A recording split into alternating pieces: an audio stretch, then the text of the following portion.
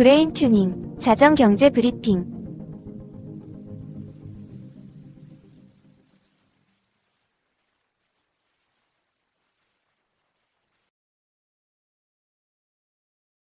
안녕하세요. 청취자 여러분. 자전경제 브리핑입니다. 오늘도 하루를 마무리하며 지난 24시간 동안의 세계 경제와 증시를 종합적으로 정리해 드리겠습니다. 안녕하세요. 네, 안녕하세요. 오늘 한국 증시가 드디어 4,100선을 되찾았습니다. 특히 현대차가 사상 최고가를 기록하며 증시 상승을 이끌었는데요. 미국의 관세 인하 소식이 결정적이었습니다. 코스피가 4,100선을 회복했다는 소식인데요. 구체적으로 어떤 상황이었나요?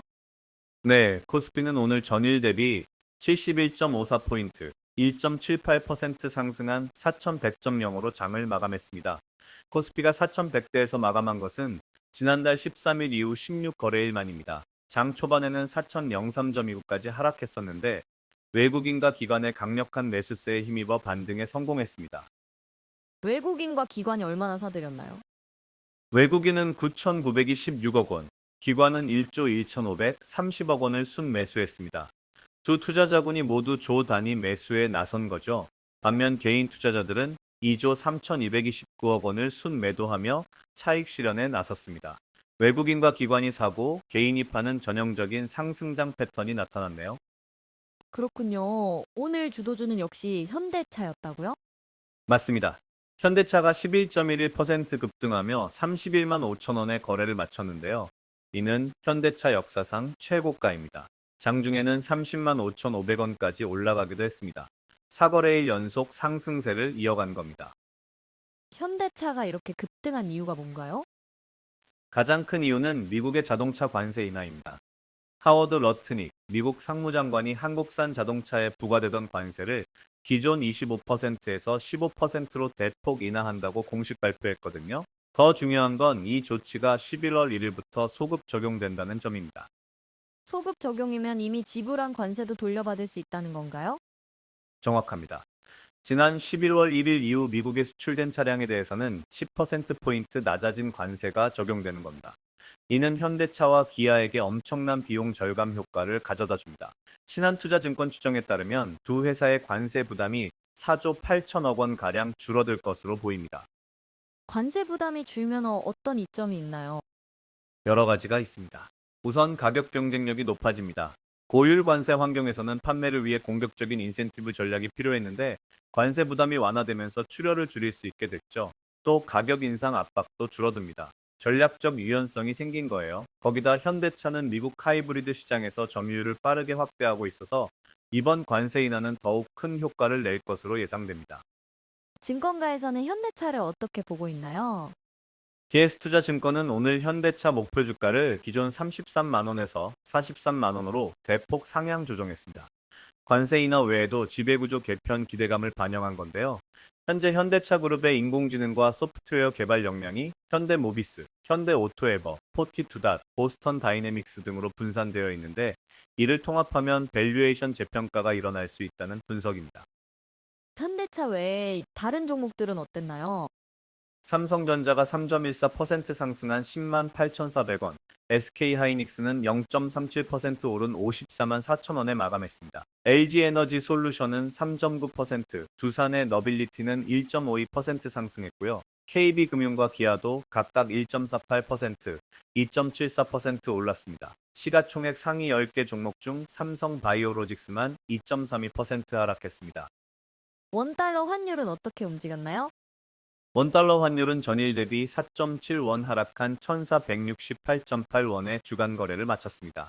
외국인 자금이 유입되면서 원화 가치가 소폭 강세를 보인 겁니다. 하지만 여전히 1,400원대를 유지하고 있어 수출 기업들에게는 우호적인 환경이 이어지고 있습니다.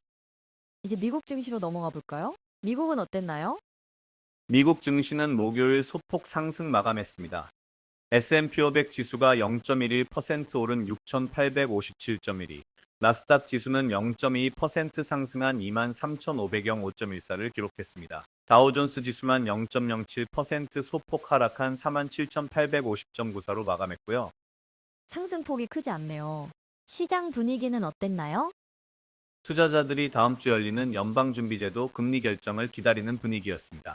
CME 패드워치 툴에 따르면 12월 금리 인하 확률이 약 89%까지 올라갔거든요. 목요일 발표된 주간 신규 실업수당 청구 건수가 19만 1천 건으로 2022년 9월 이후 최저치를 기록했음에도 시장은 여전히 금리 인하를 기대하고 있습니다. 노동시장이 견조한데도 금리 인하 기대가 높다는 게 흥미롭네요.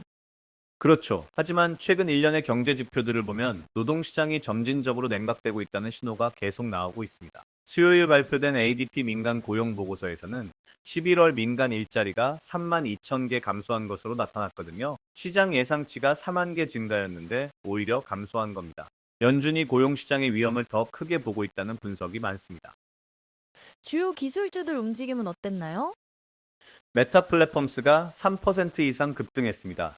마크 저커버그 최고 경영자가 메타버스 부문 예산을 최대 30%까지 삭감할 계획이라는 블룸버그 보도가 나오면서죠. 엔비디아도 2% 이상 상승했고요.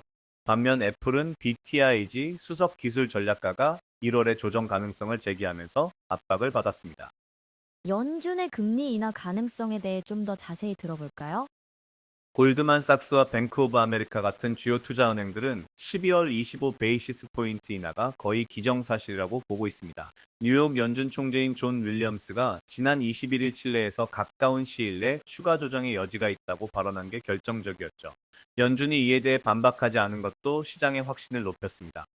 만약 금리가 인하되면 어떤 영향이 있을까요? 금리가 25 베이시스 포인트 인하되면 기준금리는 3.5%에서 3.75% 범위로 내려갑니다. 이는 기업들의 차입 비용을 낮춰 투자와 고용을 촉진할 수 있고요.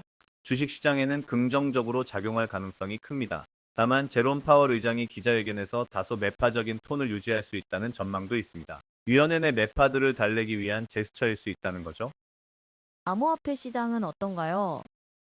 비트코인이 1.34% 하락한 9만 2,583달러 선에서 거래되고 있습니다. 11월 중순 사상 최고가를 기록한 이후 약 30% 넘게 하락한 상태인데요. 비트코인 상장 지수 펀드에서 자금이 계속 유출되고 있는 게 부담으로 작용하고 있습니다. 12월은 보통 비트코인에 좋은 달 아닌가요? 역사적으로 12월의 장기 평균 수익률은 8.42%이지만 중간값은 1.69%에 불과합니다. 최근 4년을 보면 3번이 마이너스 수익률을 기록했고요. 올해도 약세로 시작했습니다. 온체인 데이터를 보면 고래들이 여전히 거래소로 코인을 보내고 있고 장기 보유자들도 분산 모드를 유지하고 있어서 단기적으로는 추가 하락 가능성도 배제할 수 없습니다. 비트코인의 주요 지지선은 어디인가요? 첫 번째 주요 지지선은 8만 6천 달러 수준입니다. 이 수준을 깨끗하게 회복하지 못하면 8만 3천 달러에서 8만 5천 달러 사이의 하단 구간을 재테스트할 가능성이 있습니다. 하지만 이 구간에서 매수세가 들어오면 반등의 계기가 될 수도 있다는 분석도 있습니다. 펀딩 레이트가 제로나 마이너스로 떨어지면 시장 리셋의 신호가 될 수 있거든요. 다음 주 주목해야 할 이벤트는 무엇이 있을까요? 가장 중요한 건 역시 12월 9일부터 10일까지 열리는 연방공개시장위원회 회의입니다. 금리 인하 여부뿐만 아니라 점도표, 즉 위원들의 향후 금리 전망이 중요할 겁니다. 골드만삭스는 이번 회의 이후 2026년 3월과 6월에도 각각 25 베이시스 포인트씩 추가 인하가 있을 것으로 전망하고 있습니다. 한국 시장에서 주목할 점은요? 외국인 자금 유입이 지속될지가 관건입니다. 오늘 조단위 매수가 나왔지만 이게 일회성인지 추세 전환의 시작인지를 봐야 합니다. 원달러 환율이 1,470원 선에서 등락하고 있어 수출주에는 여전히 우호적인 환경이고요. 현대차를 비롯한 자동차주들의 모멘텀이 얼마나 이어질지도 지켜봐야겠습니다. 투자자들이 유의해야 할 점이 있다면요? 단기적으로 코스피가 4,100선을 회복했지만 개인 투자자들의 대규모 차익 실현이 나온 만큼 추가 상승을 위해서는 외국인과 기관의 지속적인 매수가 필요합니다. 미국 연준의 금리 결정과 점도표가 글로벌 증시의 방향성을 결정할 텐데요. 만약 연준이 예상보다 매파적인 입장을 보이면 단기 변동성이 커질 수 있습니다. 신중한 접근이 필요한 시점입니다. 섹터별 전략은 어떻게 가져가면 좋을까요? 자동차주는 관세 인하 효과가 본격적으로 나타날 2025년을 기대할 수 있습니다. 특히 현대차 그룹의 미국 하이브리드 점유율 확대와 전기차 라인업 강화가 긍정적이고요. 반도체주는 엔비디아 실적 모멘텀과 함께 움직일 가능성이 높습니다. 삼성전자의 HBM 공급 확대 여부가 중요한 변수가 될 것 같고요. 금융주는 연준 금리 인하로 단기적으로 압박받을 수 있지만 장기적으로는 경기 부양 효과를 기대할 수 있습니다. 환율 전망은 어떻게 보시나요? 원달러 환율은 1,450원에서 1,500원 사이에서 등락할 것으로 보입니다. 연준의 금리 인하는 달러 약세 요인이지만 한국은행도 금리를 낮추고 있어 환율 방향성은 제한적일 수 있습니다. 다만 외국인 자금 유입이 본격화되면 원화 강세 압력이 커질 수 있으니 수출 기업 투자자들은 환율 변동을 주의 깊게 봐야 할 것 같습니다. 마지막으로 이번 주를 정리해 주신다면요? 이번 주는 한국 증시의 긍정적인 한 주였습니다. 특히 현대차의 관세 리스크 해소와 사상 최고가 경신이 시장 분위기를 크게 개선시켰고요. 코스피가 4,100선을 회복하면서 기술적으로도 안정을 찾았습니다. 다음 주는 연준 회의가 최대 변수인데 금리 인하 자체보다는 향후 전망이 더 중요할 것 같습니다. 연말까지 변동성 장세가 이어질 수 있으니 포트폴리오 점검과 리스크 관리가 필요한 시점입니다. 네, 오늘도 좋은 분석 감사드립니다. 청취자 여러분, 내일도 자정 경제 브리핑에서 만나 뵙겠습니다. 좋은 밤 되세요. 네, 좋은 밤 되세요. 오늘도 브레인 튜닝과 함께 해주셔서 감사합니다. 자정 경제 브리핑. 내일도 검증된 데이터로 다시 돌아오겠습니다.